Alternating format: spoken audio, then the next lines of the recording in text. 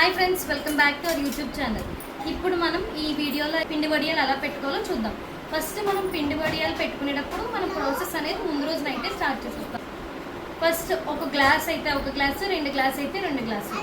మనం తీసుకునే glass compulsory మనం అది దగ్గరే పెట్టుకోవాలి. ప్రాసెస్ అయ్యేంత వరకు కూడా మనం ఈ గ్లాసే వాడుకుంటాం అన్నమాట.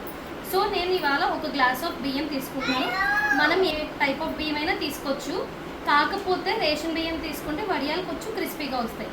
నేను తీసుకున్న ఈ గ్లాస్ బియ్యాన్ని ఏం చేస్తామంటే 1కి 2 సార్లు బాగా వాష్ చేసేసుకుని దాన్ని నైట్ అంతా కూడా సోక్ చేస్తాం, అంటే నానబెట్టేసుకుంటాం. నైట్ అంతా కూడా బాగా నానబెట్టుకోవాలి. బాగా నానితేనే అనేది జిగురు వస్తుంది. రేపు మార్నింగ్ మనం గ్రైండ్ చేసి పెట్టేటప్పుడు జిగురు వస్తుంది అనమాట. సో నానబెట్టుకోవడం అనేది కంపల్సరీ. నానబెట్టుకునే ముందు 2 నుంచి 3 సార్లు కంపల్సరీ వాష్ కూడా చేసుకోవాలి. నెక్స్ట్ అయితే ఏంటంటే అండి, ఇప్పుడు మనం ఒక గిన్నె తీసుకుని ఏ గ్లాస్తో అయితే బియ్యం పోసామో ఆ గ్లాస్తో 8 గ్లాసులు వాటర్ అయితే తీసుకోవాలి ఒక గిన్నెలోకి.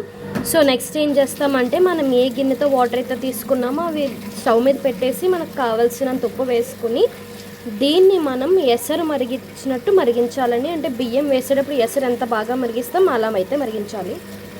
వాటర్ మరుగుతున్న టైంలోనే మనం ఈ బియ్యం ఏవైతే రాత్రి నానబెట్టేసుకున్నామో అవి బాగా మెత్తగా దోశల పిండిలాగా మిక్సీ ఆడేసుకోవాలి.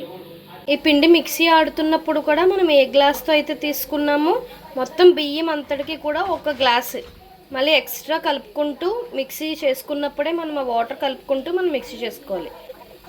ముందు రోజు ఎలాగా బియ్యం నానబెట్టుకున్నాం కాబట్టి ఆ నానబెట్టిన వాటర్ ఫేస్కి కానీ హెయిర్కి కానీ యూజ్ చేసుకోవడానికి మనం ఒక స్టోరేజ్ బాక్స్లోకి అయితే తీసుకుని ఫ్రిడ్జ్లో పెట్టేసుకోవచ్చండి. మనం వడియాల పిండిలోకి కావాల్సిన పచ్చిమిర్చి, అల్లం కూడా వేసుకుంటామండి.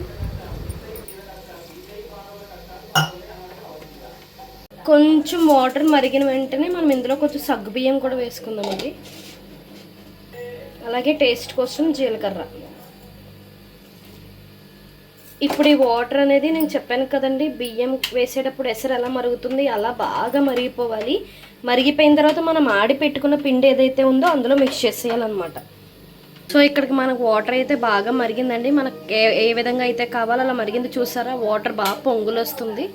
సో ఇలా వస్తే సరిపోతుంది. ఇప్పుడు దాన్ని ఏం చేస్తామంటే పిండిని దాంట్లో వేసి కలుపుతూ తిప్పాలన్నమాట. సో మనం చూపించిన విధంగానే పిండి పోసుకుంటూ తిప్పుకుంటూ మాత్రమే కలపాలి, లేదంటే ఉండలు కట్టేస్తుంది. దగ్గర పడే వరకు ఉంచుకుని దీన్ని స్టవ్ ఆఫ్ చేసేస్తే సరిపోతుందండి.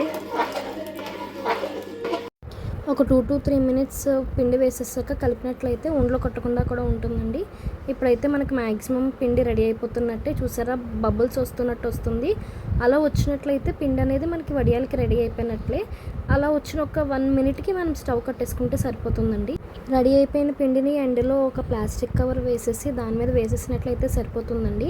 మనకి ఏ సైజ్ కావాలంటే ఆ సైజులో వేసుకోవచ్చు. అవి ఎలాగైనా ఎండిపోయిన తర్వాత కొంచెం పలుచగానే వచ్చేస్తాయి. మేమైతే పిండి వడియాలు అయితే పెట్టేసాము. ఇక్కడ చూసారా, మేము తీసుకున్న గ్లాస్ పిండికి ఎన్ని వచ్చాయో. నెక్స్ట్ డే మాకు ఆరిపోయిన తర్వాత తీయడం స్టార్ట్ చేసాము. మీరు ఇక్కడ చూసినట్లయితే ఎండలోంచి ఎండిపోయిన తర్వాత పిండి వడియాలు అయితే ఇలా ఉన్నాయండి. పెట్టేటప్పుడు చూసినట్లయితే బాగా దలసరిగా వచ్చేసాయేమో అనిపించింది, కానీ ఎండిపోయాక చూసినట్లయితే రేకుల్లా వచ్చాయండి. వీటిని మనం ఆయిల్లో వేసుకుని ఫ్రై చేసుకుని పప్పులో కానీ చారులో కానీ వేసుకున్నట్లయితే సరిపోతుందండి. కర్రీ కూడా అవసరం లేదు. ఇంతేనండి ఇవాళ మన వీడియో.